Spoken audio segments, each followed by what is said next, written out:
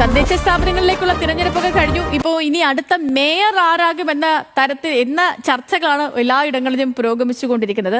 ഇപ്പോൾ കൊച്ചിയിലേക്ക് വരികയാണെങ്കിൽ കൊച്ചിയിൽ നമുക്കറിയുന്ന പോലെ 2-3 പേരുകൾ മേയർ സ്ഥാനത്തിന് വേണ്ടി സജീവമായി പരിഗണന നിൽക്കുകയാണ്. അതിൽ DCCക്കും VD സതീശനും പ്രതിപക്ഷ VD സതീശനും താല്പര്യമുള്ളത് ഒരാൾക്കും, അതിൽ മറ്റുള്ളവർ മറ്റു ആൾക്കാരെയൊക്കെ പിന്തുണയ്ക്കുന്നു. അപ്പോൾ അങ്ങനെ പല ബിനിമോളെയും ദീപ്തി മേരി വർഗീസിലൊക്കെ തട്ടിത്തട്ടി ആ ചർച്ചകൾ മുന്നോട്ട് പോയിക്കൊണ്ടിരിക്കെ ഈ കൊച്ചി കോർപ്പറേഷനിൽ തന്നെ ഡെപ്യൂട്ടി മേയർ സ്ഥാനത്തിന് വേണ്ടി തർക്കം നടക്കുകയാണ്. സ്ഥാനത്തിനായിട്ട് മുസ്ലിം ലീഗും അവകാശവാദം ഉന്നയിച്ച് രംഗത്ത് വന്നു. ഡെപ്യൂട്ടി മേയർ സ്ഥാനം ലീഗിന് നൽകണമെന്നാണ് ലീഗിന്റെ ആവശ്യം. എന്നാൽ സ്ഥാനം നൽകാൻ കഴിയില്ലെന്ന് കോൺഗ്രസ് നേതൃത്വവും അറിയിക്കുന്നുണ്ട്. സഹിൻ ആന്റണി ചേരുന്നു വിവരങ്ങളുമായിട്ട് നമുക്കൊപ്പം കൊച്ചിയിൽ നിന്ന്.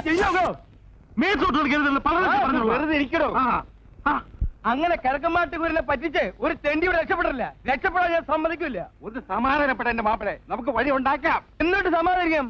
ഇയാൾക്ക് എന്റെ തനിനെ മനസ്സിലായിട്ടില്ല.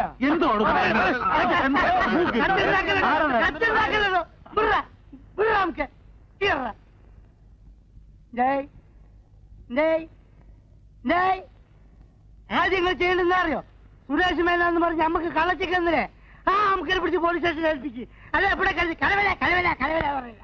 എന്റെ ഇടപാടേ അയാളോടല്ല, ഇയാളോടാ, ഈ നക്കി നായരോട്. ഈ നക്കി എന്ന് പറഞ്ഞാലേ അയാൾ മാത്രമല്ല, അത് മനസ്സിലാക്കണം കേട്ടോ. പറഞ്ഞു കേൾക്കണോ? ആദ്യം പോലീസിനെ കൂട്ടി രോഹിന്റെ വീട്ടിൽ ചെല്ലണം.